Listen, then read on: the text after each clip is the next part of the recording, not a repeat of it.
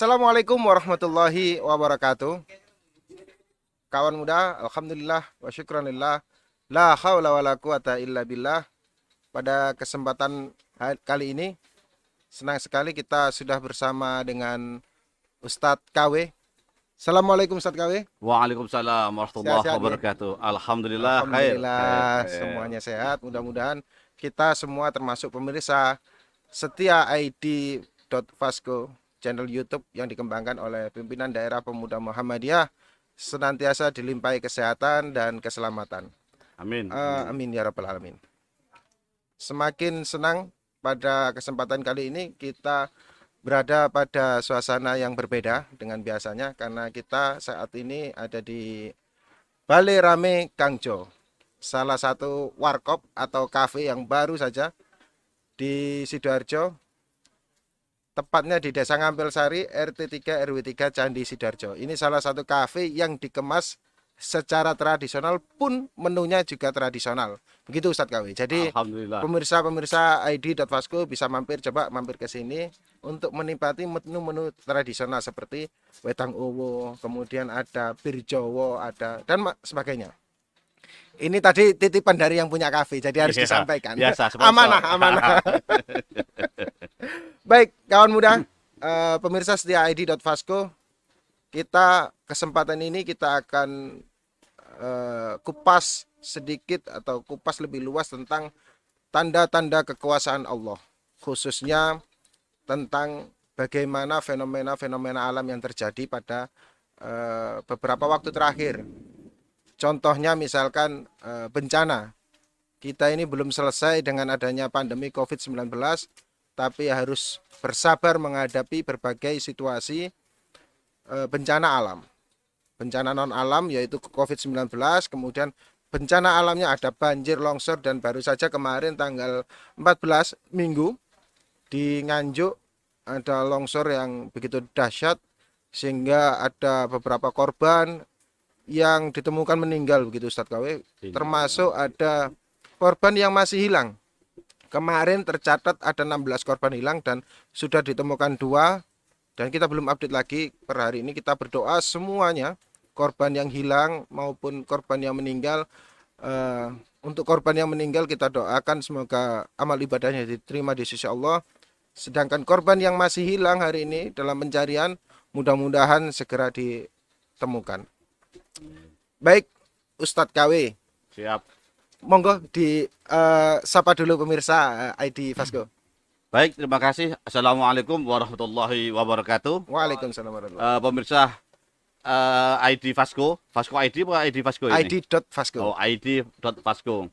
Mudah-mudahan perjumpaan kita pada malam hari ini bisa menambah wawasan kita, menambah keimanan kita, bagaimana kita itu menyikapi bencana-bencana yang ada di sekitar kita. Ya. Karena bagaimanapun juga bencana yang ada selama ini ya memang tidak lepas dari kita semuanya. Oleh karena itu, sebelum kita lebih jauh membahas tentang bencana ini, saya juga mengucapkan turut berbela-sungkawa kepada para korban maupun keluarga. Mudah-mudahan keluarga yang ditinggalkan selalu diberi ketabahan oleh Allah Subhanahu wa taala, dan semua korban-korban bencana ini dimasukkan oleh Allah Subhanahu wa taala sebagai korban-korban yang tergolong mati syahid. Amin, Amin. ya rabbal alamin. Iya. Ya. Jadi dari berbagai peristiwa yang beberapa hari waktu terakhir ini terjadi, Ustaz, ada longsor di Nganjuk, kemudian ada banjir di Jombang, ada banjir di tempat yang dekat dengan kita, Gedung Banteng, ada angin puting beliung di Kecamatan Tarik Sidoarjo. Sesungguhnya fenomena-fenomena ini memberi pesan apa sebenarnya kalau di dalam Islam atau bagi kita sebagai umat manusia maupun umat Islam? Sebetulnya begini, semua yang ada kaitannya dengan bencana maupun apapun bencana alam itu merupakan semua itu datang dari Allah untuk kita semuanya. Bisa jadi bencana ini kalau kita mereferensikan kepada yang syairkan oleh Roma Irama. Ini referensi Roma Irama. Referensinya Roma Irama. Referensi Roma Irama. Dalam syair yang membaca itu kan selalu mengatakan apakah bencana ini kenapa yang terjadi? Ya. Nah, mengapa bencana dan sebagainya itu ya. Ya. Nah itu di sana disirahkan bahwa memang mengatakan ada 3 kategori bencana ini. Bisa jadi bencana ini sebagai ujian, bisa jadi dengan azab atau sebagai teguran. Nah ini. Nah kalau bencana ini sebagai azab, nauzubillah min dzalik. Nah karena apa? Banyak sekali orang-orang atau umat-umat sebelum kita itu yang diazab oleh Allah dengan bencana alam yang luar biasa. Atau kalau ini sebagai teguran. Teguran bagi kita semuanya bahwa jangan melampaui batas. Karena banyak sekali ayat-ayat di Al-Quran itu mengatakan jangan sampai melampaui batas. Batas kita sampai di mana? Nah ini. Nah mudah-mudahan ini hanya ujian lah pada hari kita semuanya. Bagaimanapun juga kita sebagai seorang Muslim itu akan selalu diuji oleh Allah Subhanahu Wa Taala. Dalam surat dalam Al-Quran surat Ar-Rum itu mengatakan zaharul fasada fil barri wal bahr bima kasabat aydin nas. Nah, ini semua telah tampak yang di daratan maupun yang di lautan, kerusakannya itu karena ulah tangan manusia. Nah, ini. Nah, ini yang perlu kita anukan. Jangan sampai kita itu menjadikan bencana ini tidak menjadikan kita lebih beriman lagi. Artinya ini menjadi pesan bahwa bencana itu apakah menjadi teguran buat kita, apakah bencana itu menjadi peringatan buat kita. Nah, tergantung kita menyikapinya. Tergantung kita menyikapinya. Dan kita bisa muhasabah diri. Ya. Nah, kita muhasabah diri, kira-kira ini apa ini? Ini apakah teguran? Apakah azab? Seperti itu ya. Nah, tergantung kita menyikapi sekira-kira kita tuh orang beriman, ya. Atau kita memang sudah melampaui batas sehingga ditegur oleh Allah, atau kita sudah melakukan hal-hal yang membuat Allah murka. Ya. Nah ini yang perlu kita muhasabah diri sehingga dengan adanya bencana alam ini kita menambah keimanan. Saya rasa begitu yang perlu kita poinnya di situ ya. Poinnya di situ. Setiap bencana itu menjadi harus pelecut bagi kita untuk meningkatkan keimanan. Ya, meningkatkan keimanan. Iya. Itu. Jadi tidak semata-mata bencana alam seperti banjir itu hanya soal sungainya buntu begitu saja ya. Tidak hanya karena longsor itu karena pohonnya ditebang begini. Ya bisa jadi karena itulah ketika manusia ini tangannya tidak bertanggung jawab dengan alam. Ya. Nah di situ alam akan murka dengan sendirinya kan gitu kan. Nah di sini sunatullah akan berjalan. Jadi ketetapan Allah itu sesuai dengan yang sudah hukum alam tetap ditetapkan dalam hukum alam itu. Ya. Ya, jadi ketika Allah menciptakan pohon-pohonan serta akar-akarnya, di situ sudah dibuat sistematika sebagaimana siklus rantai ekosistemnya itu sudah berjalan dengan bagus. Ya. Sehingga ketika pohon itu kita tebang, longsorannya itu semakin deras. Nah, ini di sini siapa yang nebang yang tidak bertanggung jawab? Kan manusia. Nah, makanya di situ harus kita sebagai manusia itu harus bertanggung jawab terhadap ekosistem yang ada di sini. Pelajarannya masuk di situ. Ya, di situ. Bahwa ketika kita menebang pohon secara tidak bertanggung jawab, maka konsekuensinya adalah tanah longsor. Ketika kita membuang sampah sembarangan di sungai, maka konsekuensinya adalah banjir. Nah, itu karena gini. Bagaimana juga sekarang ini makanya kita harus peduli juga dengan alam ini dan juga ikut mengkampanyekan zero waste itu. Zero waste. Nah, itu kan nol sampah. Nol sampah. Ya. Nah, bagaimana caranya? Ya bisa jadi kalau kita lihat iklan-iklan yang ada itu, bagaimana kita itu menggunakan daur ulang, kita menggunakan meminimalisasi kresek tas plastik itu, seperti kresek dan sebagainya. Nah, itu harus kita lakukan. Karena apa? Ya memang ini harus tanggung jawab kita sebagai manusia terhadap alam ini. Nah, juga fenomena penebangan hutan dan penebangan pohon-pohon itu, itu bisa membuat banjir yang mempercepat gitu. Nah, sehingga kita sebagai manusia harus bertanggung jawab terhadap alam ini dan ikut menanam. Nah, ini penting. Jadi menanam pohon itu harus kita biasakan. menjadi Ya budaya kita, ini budaya budaya terhadap diri kita, Heeh. biasakan menanam pohon, jangan suka menebang pohon sembarangan kalau nggak ada perlunya, kayak gitu. Tapi ini sekarang trennya ini menanam gedung, menanam Nah, itu. menanam rumahan Kalau gitu, sudah, menanam beton. Nah, sawah-sawah kita kan sudah hilang nah semua. kalau dulu kalau kita ingat lagunya Nasidaria kan gitu. Iya. Jadi perumahan, gedung-gedung ditanam dan sebagainya kan gitu, sehingga banjir meluap kan gitu. Iya, iya. Nah ini, makanya di situ tempat-tempat hijau itu harus ada. Hmm. Nah ini memang tugasnya lingkungan hidup itu ya. Iya. DLKP itu, nah itu DLKP Iya, dan iya, lingkungan iya. hidup Bersama itu, masyarakat ya. iya harus bersama masyarakat berbau-membau Iya. untuk menanam pohon dan melestarikan alam ini.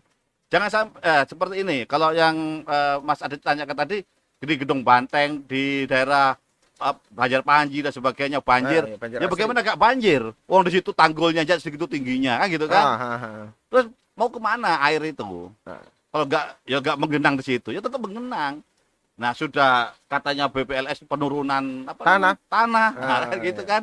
Sudah penurunan tanah, di situ resapannya nggak ada, hujannya deras, yang disalahkan hujan. Nah, Artinya itu. bencana banjir yang di Gedung Banteng, kalau kita mengambil hikmahnya, sesungguhnya kita bisa mengevaluasi bagaimana posisi tanah, posisi lokasi desa itu ya. Iya. Ustaz. Sebetulnya gini, bentar Mas Adit. Kalau Mm-mm. masalah itu ya, sebetulnya kalau di daerah Gedung Banteng dan sekitarnya itu Iya, iya. itu mungkin kalau dibuat hidroponik yang alami, Ya. itu mungkin jauh lebih bagus. Hmm. Nah, kalau sekarang kan ada sistem hidroponik itu kan, kalau hidroponik apa namanya?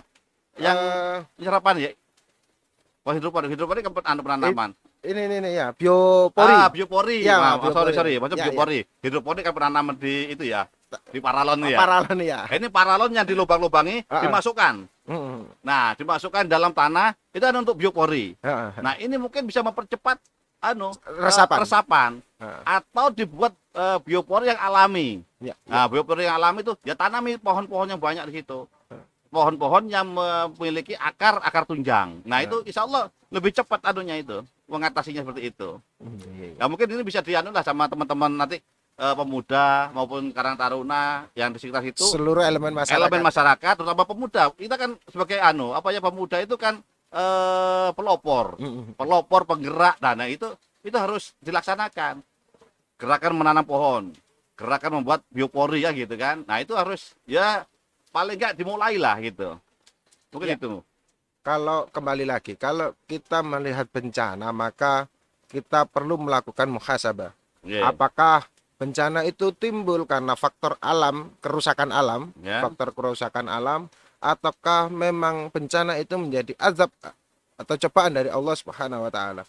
Maka sesungguhnya kalau dilihat dari sisi alam, bencana ini kan tidak hanya terjadi ketika saat ini masyarakat dunia ini menjadi zaman ini sudah modern, banyak gedung-gedung dan lain sebagainya, atau banyak tanah banyak pohon yang ditebang kemudian mengakibatkan bencana. Tetapi sejak zaman dahulu kala ya, Ya. ketika belum ada gedung-gedung, ketika zaman para nabi, bencana-bencana itu sudah ada, ditunjukkan oleh Allah sebagai tanda-tanda kekuasaan Allah, termasuk bencana banjir yang luar biasanya besar ketika Nabi Nuh membuat kapal Bahtera, kan, iya. bahtera yang besar. Itu kan salah satu bencana yang ingin ditunjukkan kepada Allah sebagai ayat-ayat Allah. Nah, jadi gini, dalam Al-Quran itu ada 3 bencana alam yang luar biasa yang diabadikan oleh Al-Quran. Yang pertama itu banjir Nabi Nuh, Ya. yang kedua Nabi Lut dan Nabi Syuaib. Ya. Nah, ini memang azab dari Allah Subhanahu Wa Taala. Karena apa? Yang pertama, terutama banjir Nabi Nuh. Nabi Nuh itu bersama kaumnya itu 950 tahun. Dalam bahasa Al-Quran itu 1000 kurang 50 tahun. Dia berdakwah. Nah, berdakwah selama itu pengikutnya itu ya tidak lebih dari 100 orang. Cari Gitu. kartolo gini Ustaz gawe. Angel. Angel lah itu. Is Angel. angel. Cari Ya. kartolo. Ya siku, angel temen tuturamu. Ya, didakwah Angel 950 temen tahun. tuturamu. Ya, ya, Nah, ya. akhirnya Nabi Nuh mohon kepada Allah, "Wis ya Allah, tak serahno ning jenengan. Iya, iya. Wis sampean apakno iki." Ah gitu kan? Iya. Akhirnya banjirlah semuanya dan di situ semua keluarganya Nabi Nuh juga ikut kena banjir. Itu azab memang dari Allah. Termasuk anak dari Nah, termasuk anak daripada Nabi Nabi Nuh yang namanya Kanan itu. Kan'an. Nah, ini itu karena apa? Karena Nabi Nuh itu berdakwah itu sudah ya itu tadi lek jare wong kene gopel anune, ada kan? Wis waleh. Waleh kan ya, gopel. Nah, gitu. Sehingga terjadilah bencana itu. Nah, ini mudah-mudahan ini harapan kita. Mudah-mudahan yang terjadi di tempat kita sekarang, negara kita ini bukan karena azab Allah, karena kelalaian pemimpin-pemimpin kita. Mudah-mudahan enggak. Nah, mudah-mudahan Allah mengampuni yang ada di sini semuanya, sehingga apa yang terjadi fenomena alam kita ini itu murni karena yang maksimal teguran lah dari Allah Subhanahu wa taala. Teguran ya. Iya, Untuk sama- peringatan buat kita. Ya, peringatan Ya. supaya kita bermuhasabah dan mau kembali kepada jalan Allah lah, bilang gitu. Jadi sesungguhnya ini bencana bukan sesuatu yang baru semua. Zaman dahulu kala Ya, itu ada. sudah banyak sekali bencana-bencana yang jauh lebih dahsyat ya. Seperti Iya. Kalau mungkin kalau kemarin yang di Nganjuk itu paling yang meninggal berapa lah? 8 orang ya, 8 orang atau berapa itu loh? masih belasan ya. Belasan masih ada. Tapi Pino berapa? Ya. Nah, tsunami Aceh berapa? Iya, iya. Nah ini kan apa ya? Tapi tidak bisa berapanya gitu. Nggak bisa dihitung Nggak bisa berapanya. berapanya. Tapi ini adalah merupakan teguran yang harus kita sikapi dengan benar. Perhatikan benar. Perhatikan benar-benar bahwa jangan sampai teguran-teguran ini nanti sudah ditegur, kita nggak mengindahkan, azab Allah akan muncul. Jangan sampai seperti itu. Dan mudah-mudahan nanti kalau kita sudah sudah sadar dengan apa yang diperingatkan oleh Allah, segera kita bertobat. Makanya kita itu harus sering-sering menyerukan kepada diri kita maupun keluarga kita, tetangga kita, teman-teman kita, bahkan pemimpin-pemimpin kita, ayolah sama-sama tobat nasional, taubatan nasuha gitu kan. Taubatan nasuha wa taubatan nasional. Nasional. Nah, ini yang penting itu. Supaya apa? Ya, ya, ya, Ampunan ya. Allah segera kepada kita gitu. Nggih. Ini sangat penting itu.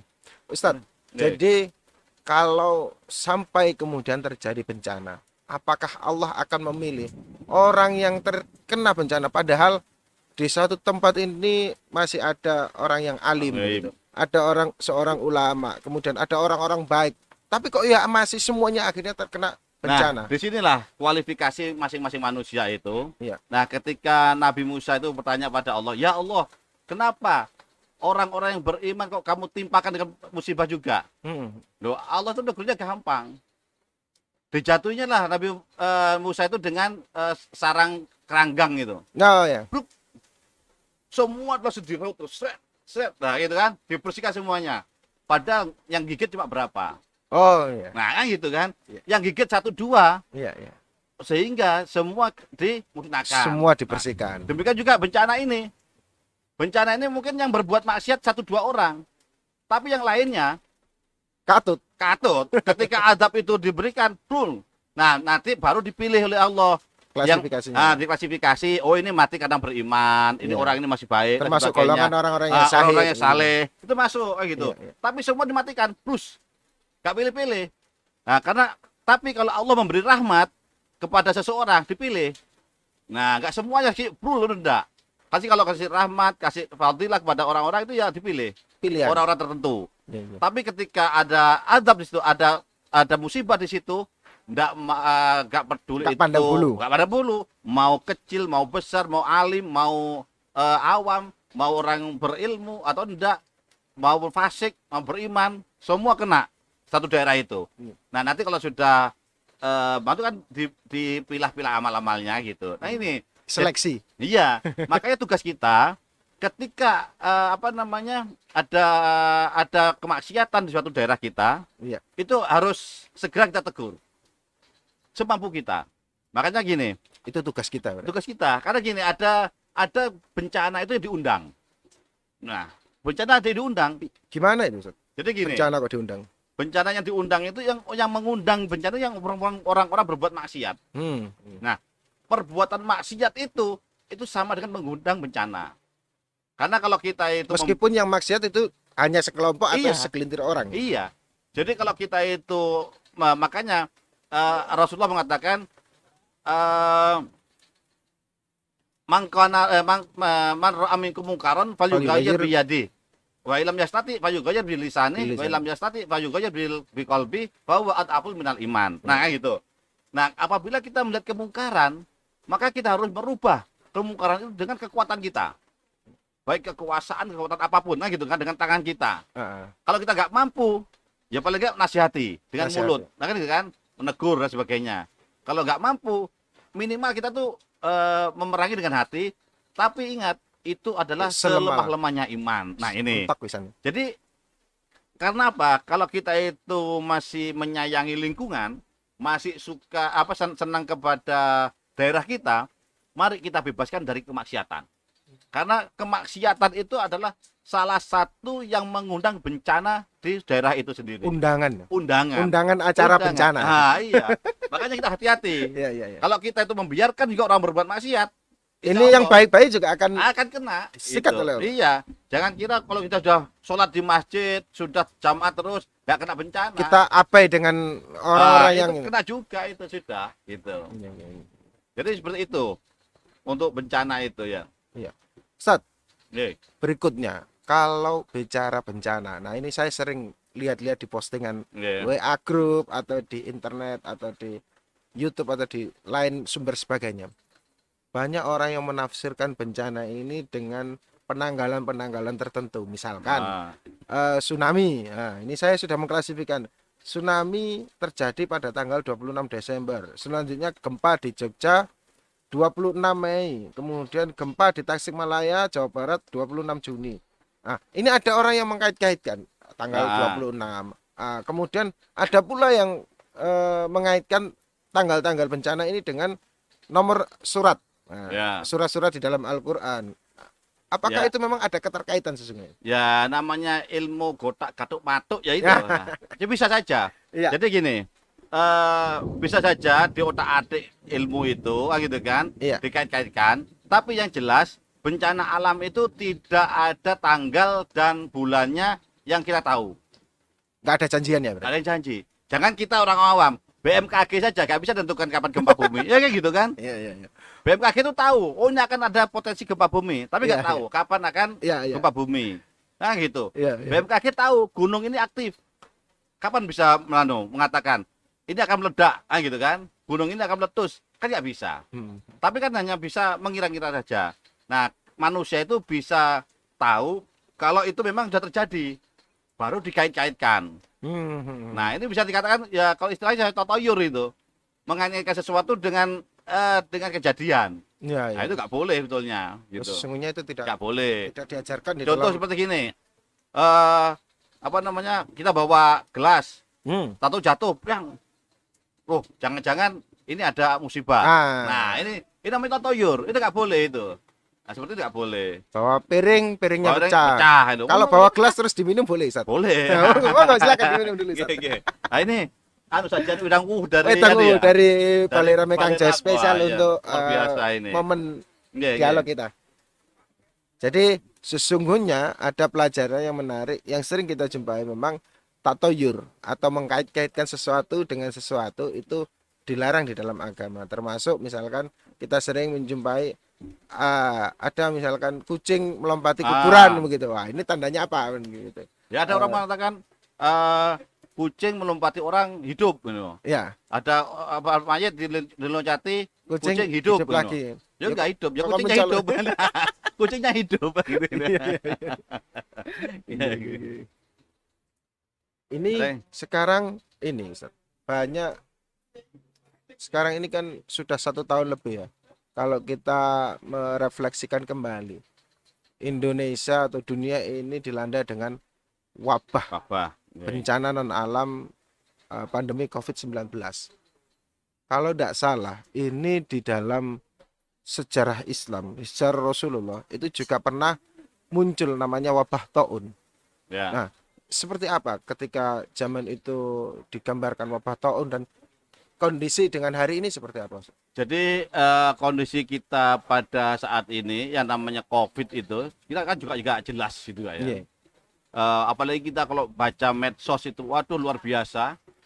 Penggiringan opininya, ada orang-orang yang tidak setuju dengan COVID, ada yang nggak percaya dan sebagainya. Terus terang kalau saya percaya atau tidak percaya, mau tidak mau itu ada, gitu kan? Ya, ya. Karena dalam hal ini saya sudah banyak teman-teman saya yang meninggal gara-gara COVID itu ya banyak. Tak terhitung.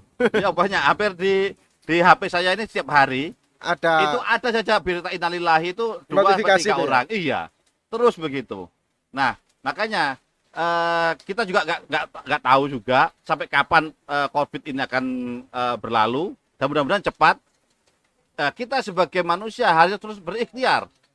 Ikhtiar ini yang harus kita yang harus kita lakukan semaksimal mungkin.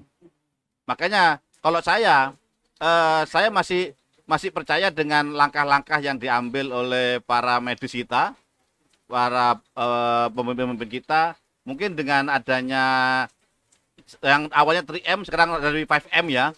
Ada 5M sekarang ya. Kalau dulu kan 3M awalnya. mencuci tangan, Cuci tangan, iya. menjaga jarak, memakai masker. Sekarang menjauhi kerumunan. Menjauhi kerumunan, Tambah satunya menghindari kerumunan ya. menghindari bepergian. Menghindari perpergian. Pokoknya sekarang udah berkembang 5M. Ya, ya, ya. Awalnya 3M. Mudah-mudahan nanti nggak berkembang sampai 10M lah gitu. Nanti kalau 10M bingung lagi kita itu. Bisa-bisa kita mendiskusikan sesuatu juga nggak boleh ya gitu kan. Iya. Akhirnya karena itu tadi, pandemi itu tadi. Nah, mudah-mudahan nanti dengan adanya 5M ini kita bisa menghindari penularan COVID yang secara masif. Dan mudah-mudahan nanti segeralah nanti kalau memang ada vaksin, ya insya Allah kalau kita insya Allah di persyaratan kita kan dianjurkan untuk mengikuti vaksin itu. Itu adalah ikhtiar. Ikhtiar kita dan alhamdulillah memang sudah juga MUI pun sudah mengatakan itu suci dan sebagainya. Tidak ada salahnya kalau kita itu mengikuti untuk itu dan kita nggak perlu takut terhadap sesuatu yang digambarkan selama ini di medsos kan gitu kan. Karena di medsos itu kepanikan, parno yang sangat luar biasa gitu kan. Ya. Nah, sehingga paranoid ini yang bikin kita menjadi stres dan penyakit itu masuk pada diri kita. Karena saya itu. Sehingga kalau saya untuk pandemi ini mudah-mudahan ya kita juga nggak tahu sampai kapan gitu kan. Kapan berakhir? Yang penting kita tetap berikhtiar. Gitu. Itu. Baik. Ini terakhir Ustadz KW. Yeah. Jadi bagaimana sesungguhnya Al-Qur'an atau Islam mengajarkan kepada kita umat Islam menghadapi bencana. Apa yang harus kita lakukan? Jadi gini. Untuk menghadapi bencana semuanya, kita harus selalu istighfar. Harus istighfar, menyerahkan diri pada Allah Subhanahu wa taala, ikhlas dengan apa yang menjadi ketentuan Allah Subhanahu wa taala terhadap kita. Ya. Karena semua yang terjadi di dunia ini tidak ada yang lepas dari catatan oleh Allah Subhanahu wa taala. Oleh karena itu, kita yakini betul bahwa dengan keimanan kita kepada Allah Subhanahu wa taala, semua yang terjadi di dunia ini adalah kehendak Allah dan itu adalah merupakan bagian dari tempat untuk menambah keimanan kita. Karena itu. Dan kita harus banyak istighfar dalam hal ini. Berarti memang ini menjadi kehendak Allah. Saya Iya. jadi ingat dalam surat Al-Baqarah itu, idza asabathu musibah qalu inna lillahi wa inna ilaihi rajiun dan sebagainya. Iya. Dan semua itu memang dari Allah, kembali pada Allah Subhanahu wa taala. Berarti kuncinya adalah ketika kita ditimpahkan musibah kepada Allah, maka semua itu adalah Ya milik Allah. kehendak Allah, Kita milik ikhlas. Allah. Ya. Ikhlas dengan takdir. Nah, itu. Ya. Yang penting itu. Ya. Terakhir Ustaz, Yeah. monggo disampaikan bagaimana kita untuk closing statement pada perjumpaan kali ini tentang bencana ini. Baik, sahabat ID.Vasco. Ya, ID.Vasco. ID.Vasco. Untuk menyikapi bencana ini, mari kita selalu mendekatkan diri kepada Allah Subhanahu wa taala, Ya. selalu meminta ampun kepadanya dan selalu beristighfar kepadanya. Mudah-mudahan apa yang telah kita kerjakan dan yang menjadikan bencana diampuni oleh Allah Subhanahu wa taala dan kita mudah-mudahan selalu tabah menghadapi apapun yang ditakdirkan kepada kita oleh Allah Subhanahu wa taala.